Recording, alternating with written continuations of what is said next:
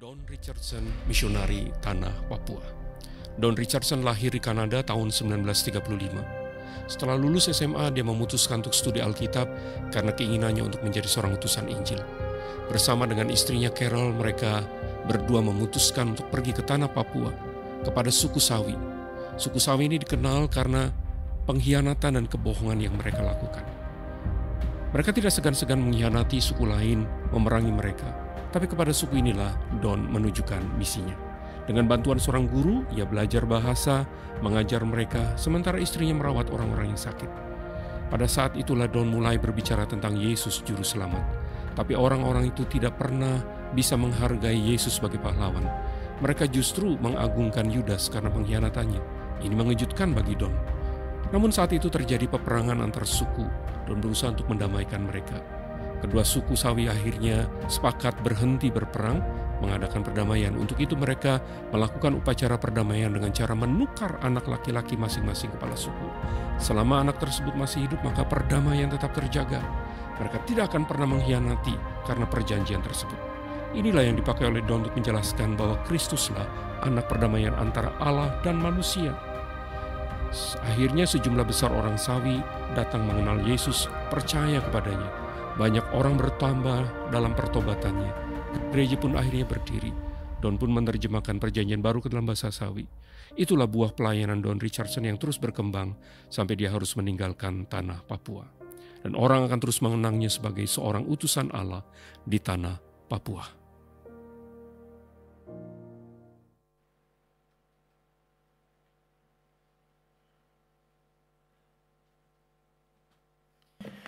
Mari Bapak Ibu kita bersatu di dalam doa.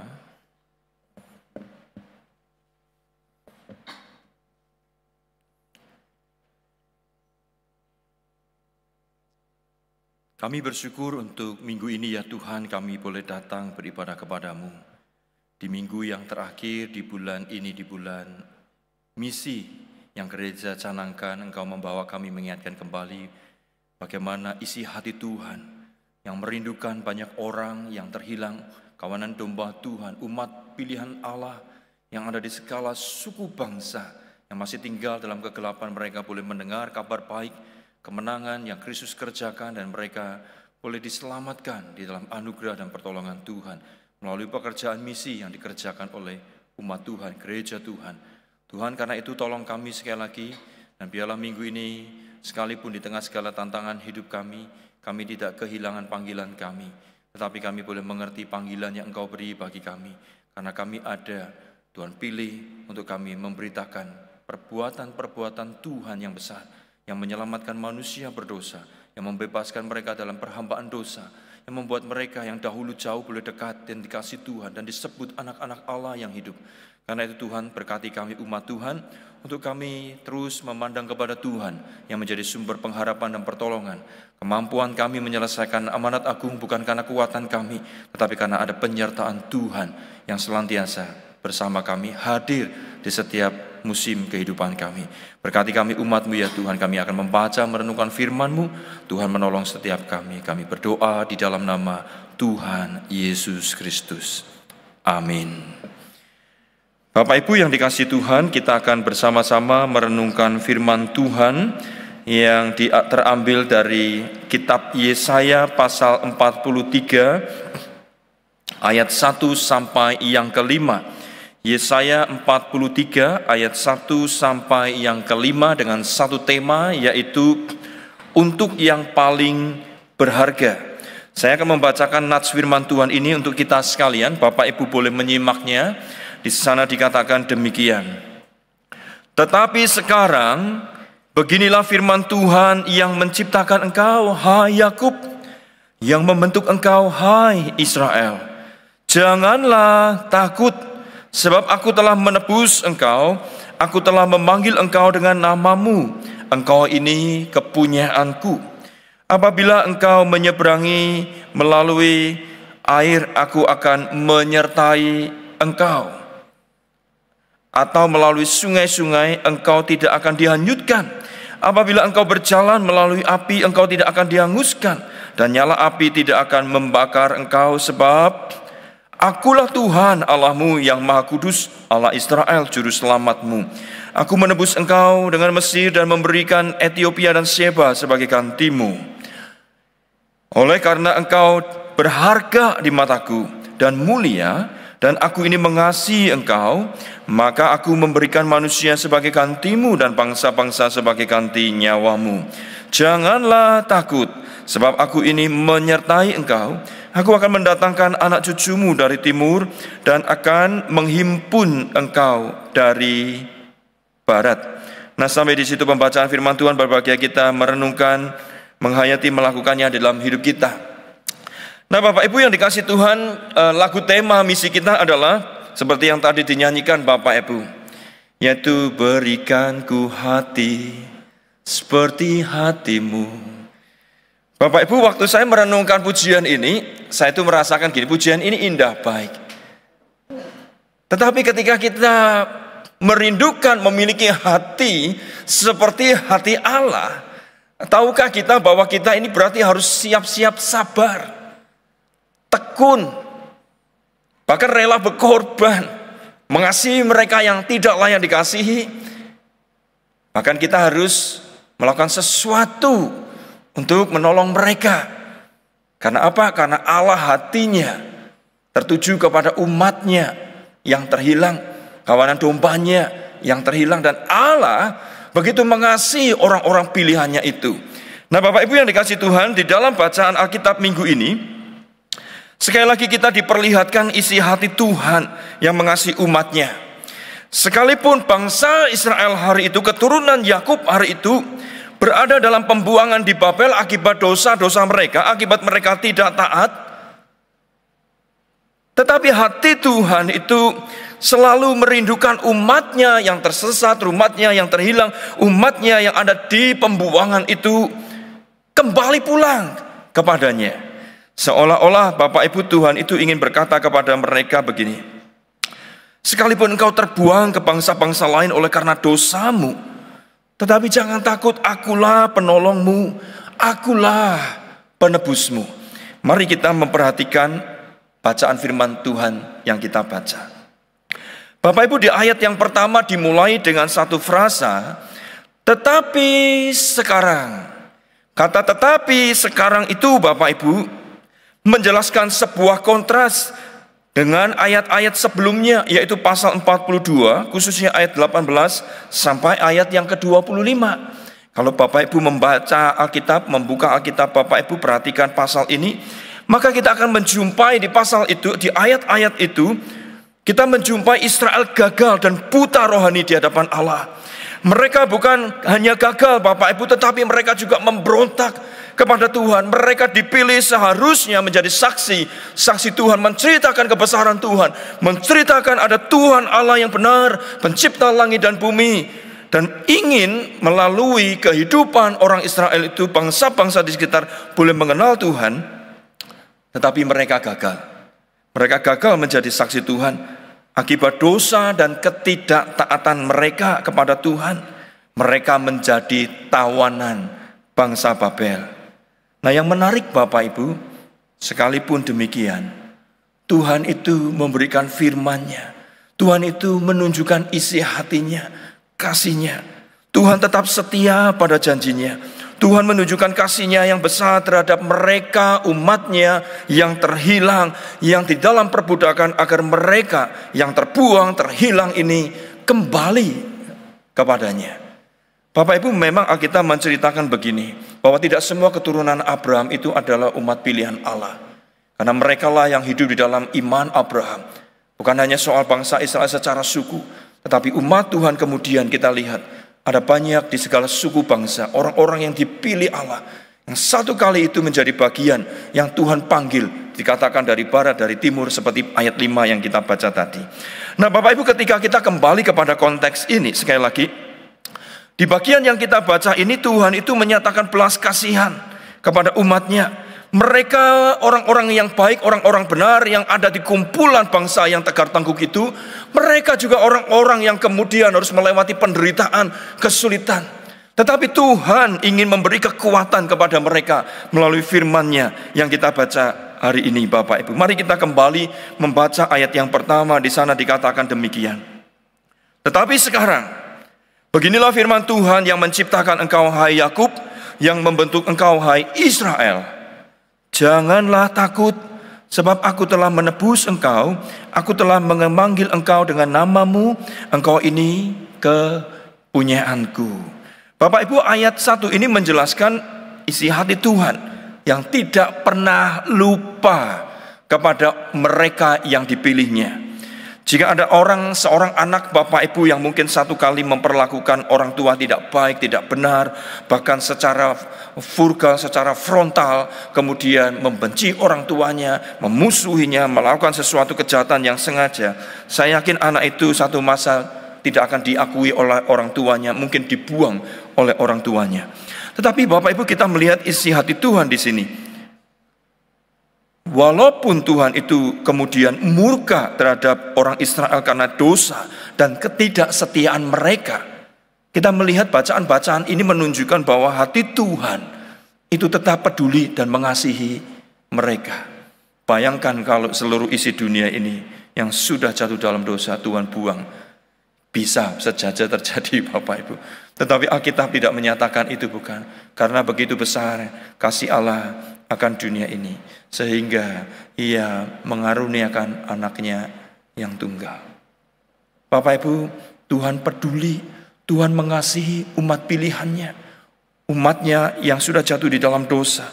Nah, di dalam konteks ini sekali lagi Tuhan mengakui mereka bahwa engkaulah kepunyaanku. Itulah kasih Tuhan yang besar hatinya, selalu merindukan umat pilihannya yang terhilang terbuang itu kembali pulang kepadanya. Kemudian di ayat yang kedua, Tuhan itu menghibur, menguatkan mereka.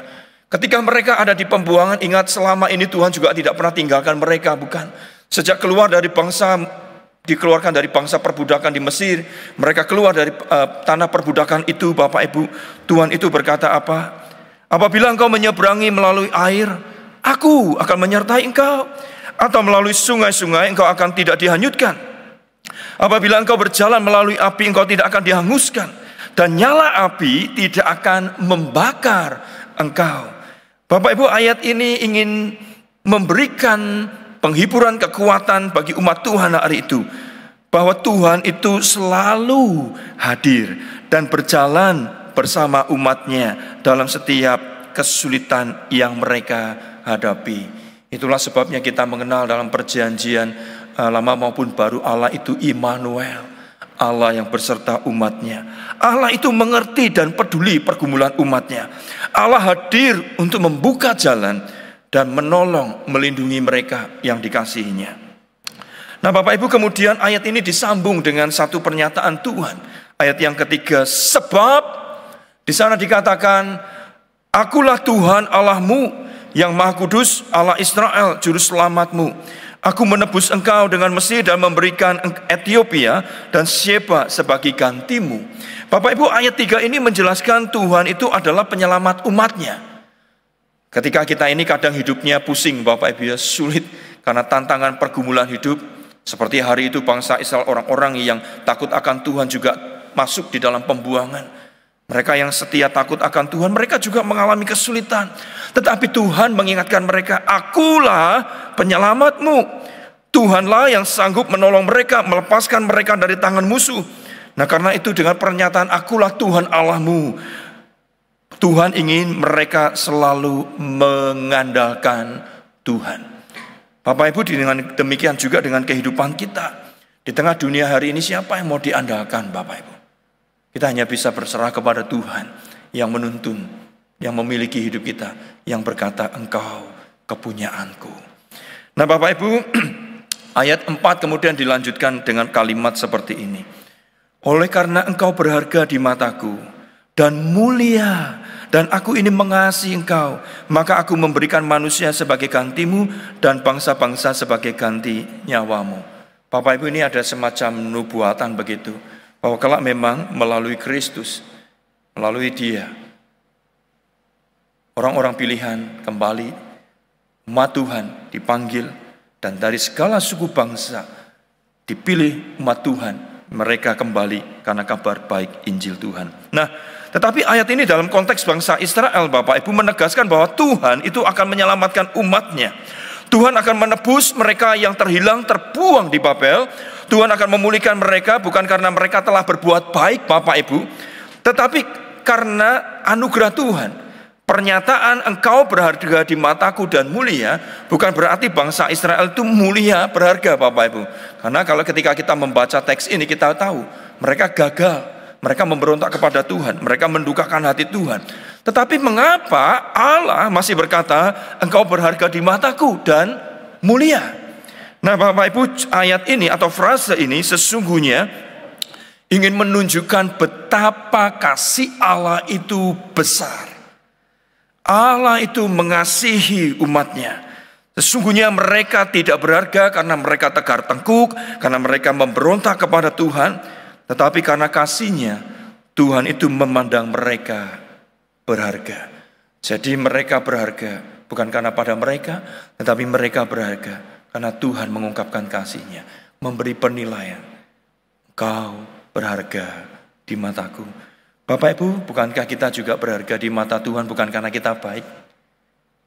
Tetapi ketika kita dikatakan kau berharga, itu karena ungkapan kasih Tuhan kepada kita. Hatinya yang penuh kasih, belas kasihan, kemurahan, yang kemudian berkata kepada kita yang tidak layak dikasih, engkau berharga. Bapak Ibu, kalimat itu, frase itu maka bukan menunjukkan kita hebat, baik tidak. Tetapi Tuhan penuh kasih kepada kita. Nah, itulah sebabnya Bapak Ibu, kalimat-kalimat ini kemudian dikatakan kepada orang Israel. Mereka gagal, iya. Mereka terhilang, iya. Mereka terbuang. Mereka hidup dalam kegelapan, mereka hidup dalam perhambaan, terbuang. Tetapi Tuhan sayang, mengasihi mereka. Tuhan ingin mereka bisa kembali. Itulah sebabnya Tuhan menghibur, memberikan kabar baik kepada mereka apa? Tuhan ingin mereka memahami bahwa Tuhan beserta mereka.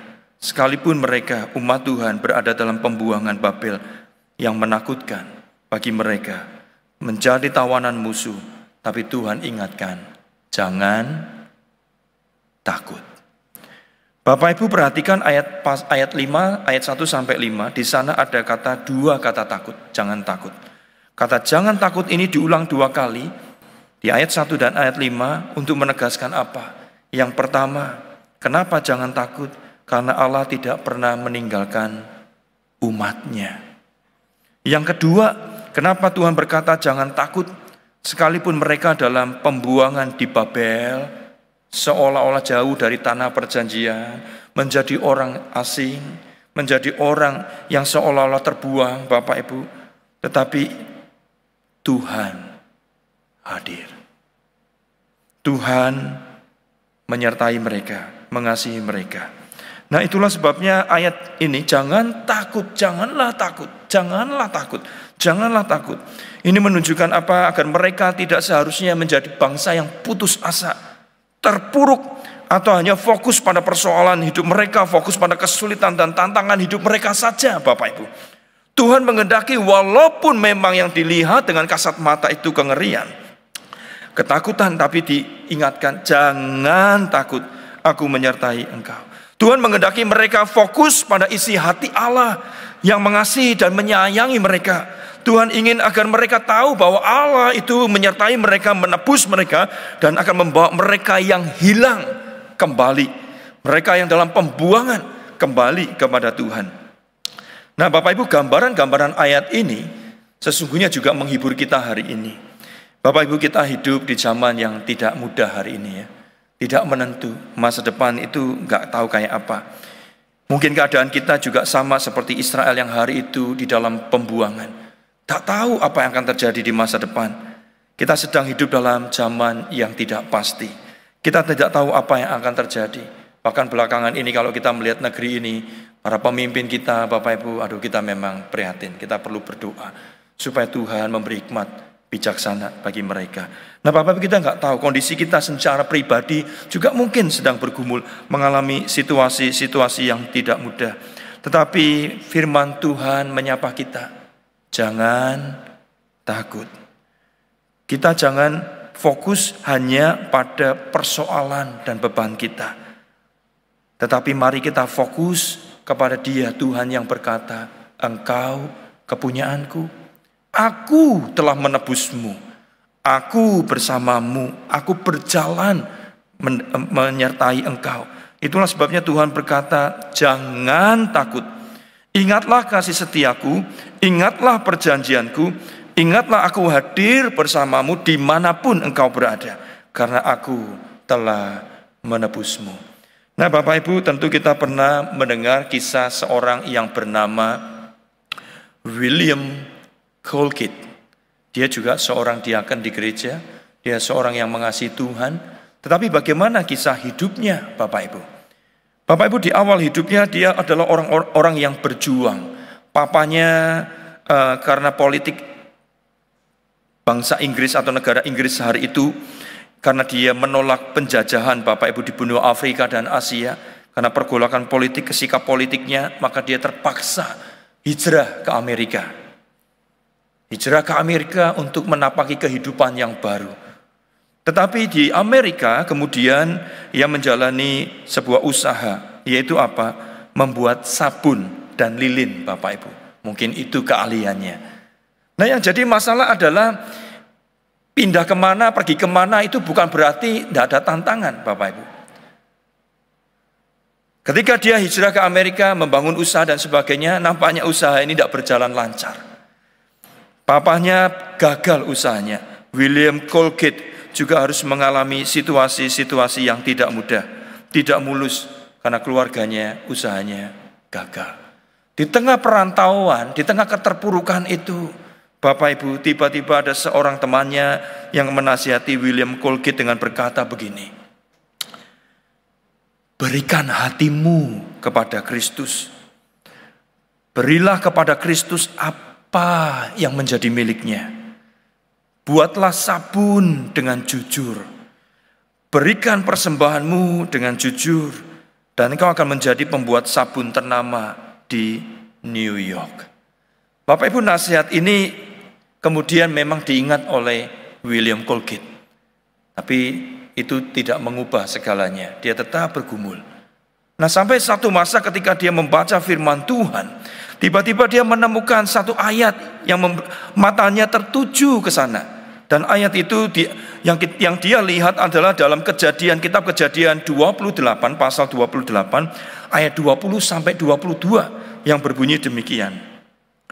Lalu bernasarlah Yakub, jika Allah akan menyertai dan akan melindungi aku di jalan yang kutempuh ini, memberikan kepadaku roti untuk dimakan dan pakaian untuk dipakai, sehingga aku selamat kembali ke rumah ayahku, maka Tuhan akan menjadi Allahku, dan batu yang kudirikan sebagai tugu ini akan menjadi rumah Allah.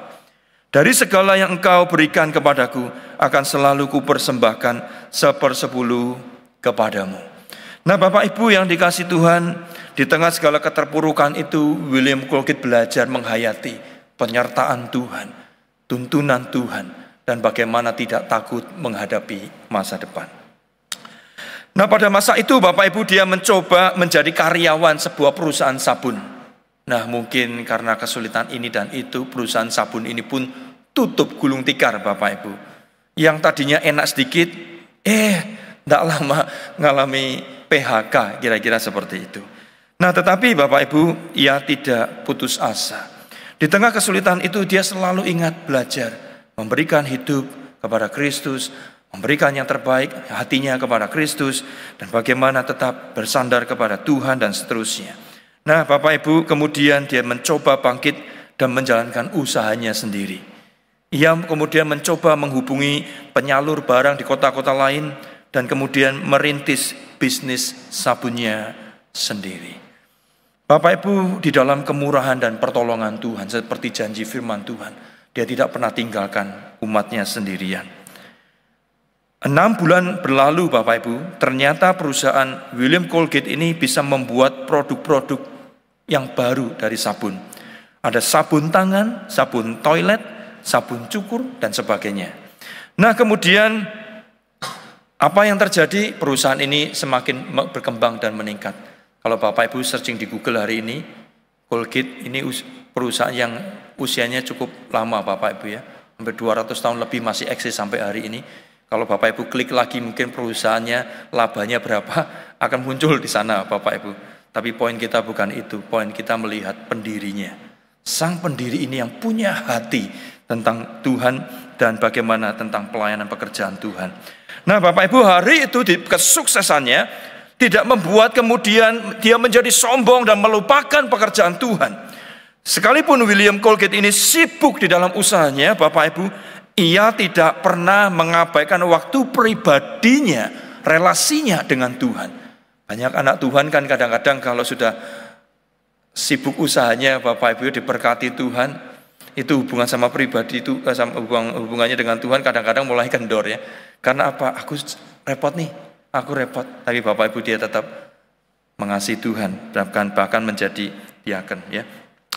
Nah sekalipun sibuk, ia tetap memperhatikan kehidupan rohaninya. Ia juga sangat aktif dalam bermacam kegiatan sosial yang diadakan gerejanya. Dia penuh perhatian kepada pelayanan pekerjaan Tuhan di gereja Tuhan. Dia juga menyumbang banyak dana untuk lembaga pendidikan seperti Madison College Bapak Ibu di Hamilton, New York, yang kini diganti dengan nama Colgate University. Nah Bapak Ibu, dia juga menjadi pendukung aktif kegiatan misi dan penyebaran Alkitab, American Bible Society. Nah, dari orang yang terpuruk, dari orang yang menghadapi masa depan suram, William Colgate menyerahkan hati hidupnya kepada Kristus. Dan dia belajar melakukan apa yang terbaik, tetap setia, dan bahkan ketika dia berhasil tidak lupa kasih setia Tuhan. Dia memperhatikan pekerjaan Tuhan. Nah Bapak Ibu, apa sih yang membuat William Colgate ini kalau dihitung-hitung bisa berhasil? Yang pertama pastinya kemurahan Tuhan. Tuhan peduli dan mengerti pergumulannya. Yang kedua, sekalipun usahanya belum berhasil, William Colgate memulainya dengan sebuah komitmen. Tuhanlah penebusnya, Tuhanlah yang menyertai hidupnya. Dia memberikan hatinya kepada Kristus. Ia juga membawa persembahan kepada Tuhan. Ia membuat produksi sabun dengan jujur, bekerja dengan baik. Setelah sukses, hatinya tetap mengasihi Tuhan dan peduli pada pekerjaan Tuhan. Bukan ingin membalas Tuhan, Bapak Ibu, karena kita tidak mungkin bisa membalas Tuhan, kasihnya melampaui segalanya. Tetapi apa yang dilakukan William Colgate tahu, dia diberkati Tuhan, untuk dia juga mendukung pekerjaan Tuhan. Nah tetapi Israel diberkati Tuhan gagal. Israel diberkati Tuhan, mereka lupa Tuhan. Israel diberkati Tuhan untuk menjadi saksi bagi Tuhan, tetapi mereka justru melupakan Tuhan dan meninggalkan Tuhan. Sampai akhirnya Tuhan itu harus mendisiplin mereka. Nah Bapak Ibu, Tuhan tidak pernah meninggalkan kita. Sekali lagi, firman Tuhan, ayat-ayat yang kita baca tadi begitu indah Bapak Ibu. Nah bagaimana kondisi kita hari ini? Mungkin kita juga sedang sulit. Mungkin di antara kita juga ada sedang menghadapi ekonomi yang tidak menentu. Apalagi melihat perekonomian, perpolitikan negeri ini dan sebagainya, kita merasa takut dan sebagainya. Tetapi Tuhan mengingatkan kita, jangan takut. Engkau kepunyaanku, aku telah menebusmu, aku berjalan bersamamu. Maka apa yang perlu kita hidupi di tengah kehidupan kita zaman ini Bapak Ibu? Yang pertama, seperti firman Tuhan yang kita baca 2 kali, Tuhan berkata, jangan takut. Aku menyertaimu, aku adalah penebusmu, engkau berharga di mataku, aku mengasihi dan akan menolongmu. Yang kedua, apapun keadaan kita, dimanapun kita berada, bahkan mungkin seperti bangsa Israel yang sedang dalam pembuangan, dalam keterpurukan. Tetapi Bapak Ibu, kita diingatkan untuk tetap melakukan yang terbaik, karena ada Tuhan yang beserta. Bekerja dan hidup dengan benar, agar nama Tuhan tidak dihujat orang. Dan yang ketiga terakhir Bapak Ibu, tetaplah jadi saksi Tuhan. Israel gagal menjadi saksi Tuhan. Gereja Tuhan jangan sampai gagal menjadi saksi Tuhan. Kita miliknya, kita sudah ditebusnya. Mari Bapak Ibu, kita dipanggil untuk berbagian dalam misi Tuhan, membawa orang-orang yang terhilang, umat Tuhan yang masih ada di segala suku bangsa, orang-orang pilihan Allah yang mereka harus mendengar kabar baik, dan kabar baik inilah yang membawa mereka kembali kepada Tuhan. Dan Tuhan memakai kita yang sudah dipilih, sudah ditebus, untuk kita berbagian dalam menjadi saksi Tuhan, melakukan misi Tuhan. Tetaplah jadi saksi Tuhan, dukunglah pekerjaan Tuhan, agar umat Tuhan yang terhilang ini bisa kembali pulang kepada Tuhan. Seperti ayat yang kelima, di sana dikatakan, aku akan mendatangkan anak cucumu dari timur, dan aku akan menghimpun engkau dari barat. Siapakah mereka? Mereka itulah orang-orang dikasih Tuhan. Itulah sebabnya hati Tuhan sampai hari ini hati yang terus mendorong kita pergi kabarkan Injil, agar mereka yang tinggal dalam kegelapan, umat Tuhan, umat pilihan itu, mendengar kabar panggilan, kabar baik Tuhan, kembali kepada Tuhan. Kiranya Tuhan boleh menolong kita, dan kita boleh merespon firman Tuhan dengan benar. Mari kita tundukkan kepala kita satu di dalam doa.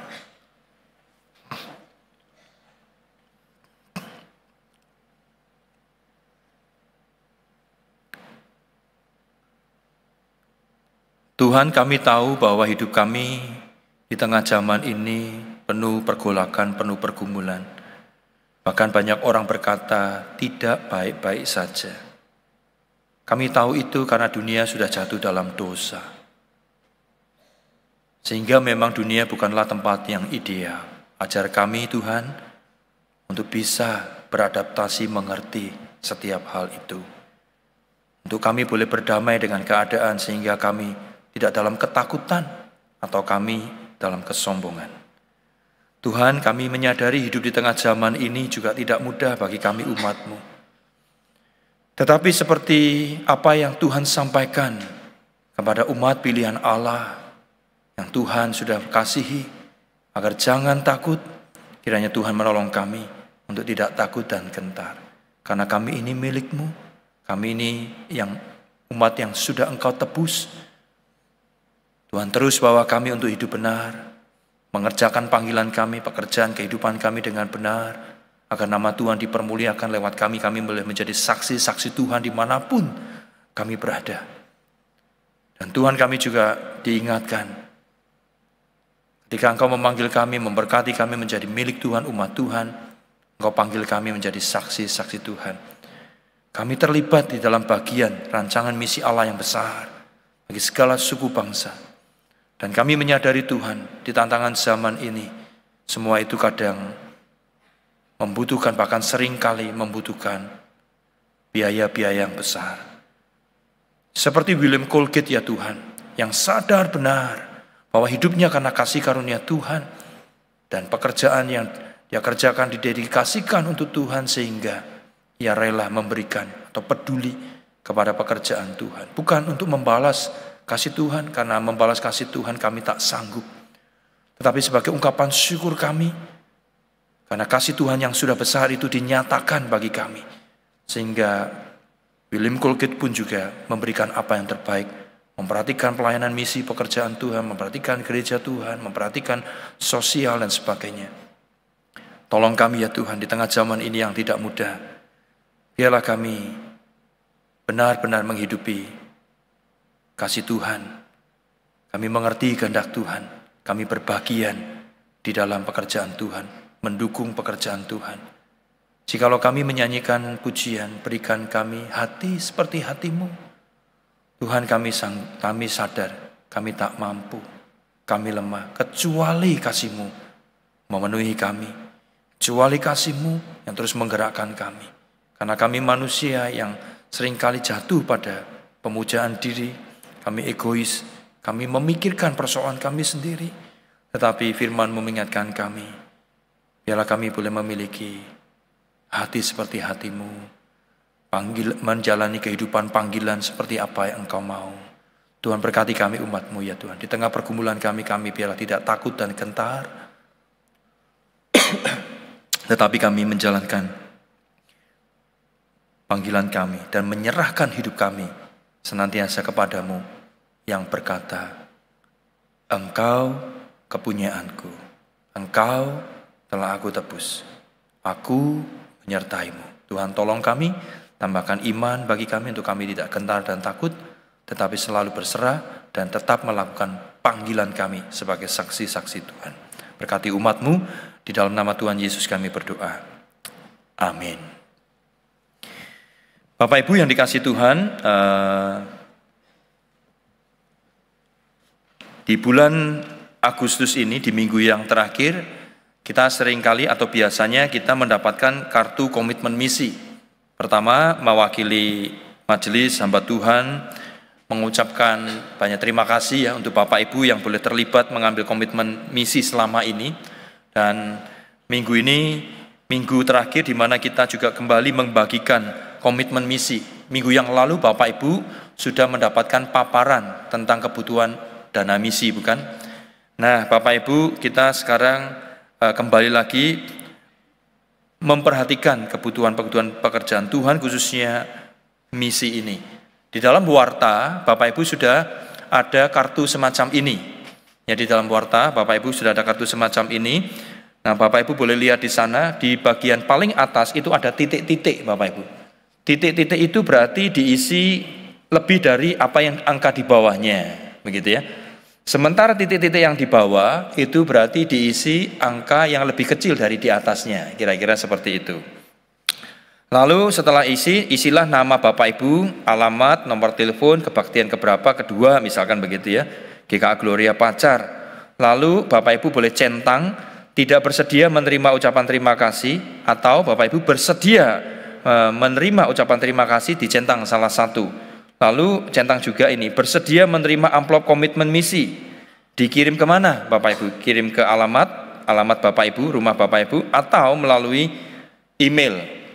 Nah, setelah Bapak Ibu isi, kemudian ada tanda tangan dan sebagainya, lalu ada bagian bawah ini, itu juga diisi nominal seperti yang Bapak Ibu persembahkan ya, untuk komitmen misi. Nah, tanggalnya diisi hari ini, kalau diisi hari ini Bapak Ibu ya. Nah, kemudian disobek begitu. Yang besar ini diserahkan kepada Asyir ya. Diserahkan kepada Asyir untuk kemudian kita kumpulkan Bapak Ibu. Nah, kita tahu berapa jumlah dana yang terkumpul untuk dana misi. Nah, kalau Bapak Ibu mungkin tidak sempat mengisi hari ini, mungkin masih bergumul, Pak, aku ini masih kesulitan, Pak. Bapak Ibu berdoa sama Tuhan, gak apa-apa. Berapapun yang Bapak Ibu berikan, biarlah itu lahir dari hati yang mengasihi jiwa-jiwa yang terhilang. Nah, kemudian selain mengisi form fisik, Bapak Ibu juga bisa mengisi form online, Bapak Ibu ya, form online atau digital. Bapak Ibu boleh scan ini, atau di depan perpustakaan itu juga ada barcode atau barcode ya, atau QRIS begitu. Bapak Ibu boleh lihat di sana, nanti di scan, Bapak Ibu akan masuk ke link komitmen misi. Nah, jadi bagi Bapak Ibu yang tidak mau mengisi form fisik begini, bisa mengisi lewat layanan link online ya, yaitu komitmen misi secara online. Nah, kiranya Bapak Ibu boleh memperhatikan, Bapak Ibu yang bisa mengisi hari ini, Bapak Ibu boleh isi, lalu kemudian diserahkan kepada Asyir. Waktu nanti mungkin persembahan diserahkan. Saya persilahkan ke Bapak Ibu untuk boleh mengisi. Bagi Bapak Ibu yang mengisi hari ini di tempat ini, saya persilahkan Bapak Ibu mengisinya. Sekali lagi kita berdoa bersama-sama, menyerahkan semua kepada Tuhan yang penuh kasih karunia. Mari kita satu di dalam doa. Tuhan, kami tahu bahwa kami penuh pergumulan, kadang hidup kami juga penuh tantangan. Tetapi tolong kami ingat, kami tidak pernah sendiri, ada Tuhan yang beserta. Bawa hati kami, menyerahkan hidup ini bagimu dan bagi kemuliaan-Mu. Tuhan, kami juga ingin berbagian di dalam pekerjaan misi Tuhan. Melalui komitmen misi yang kami akan isi, Tuhan beri kami hati. Dan biarlah hati ini hati yang tulus lahir dari satu kerinduan. Karena kami merasakan kasih-Mu yang besar. Kami juga ingin berbagian di dalam komitmen misi ini agar mereka yang terhilang, mereka yang masih tinggal dalam kegelapan, mereka boleh mendengar kabar baik. Gereja ini boleh mengutus misionaris. Gereja ini juga boleh mengutus banyak orang ke berbagai daerah, bahkan sampai ujung bumi. Dan tolong kami juga, bukan kami hanya memberikan persembahan dana misi, tetapi hidup kami juga Tuhan pakai menjadi saksi-saksi Tuhan dimanapun kami berada. Kami berdoa bersyukur menyerahkan komitmen misi ini dalam tangan Tuhan di dalam nama Tuhan Yesus Kristus. Amin.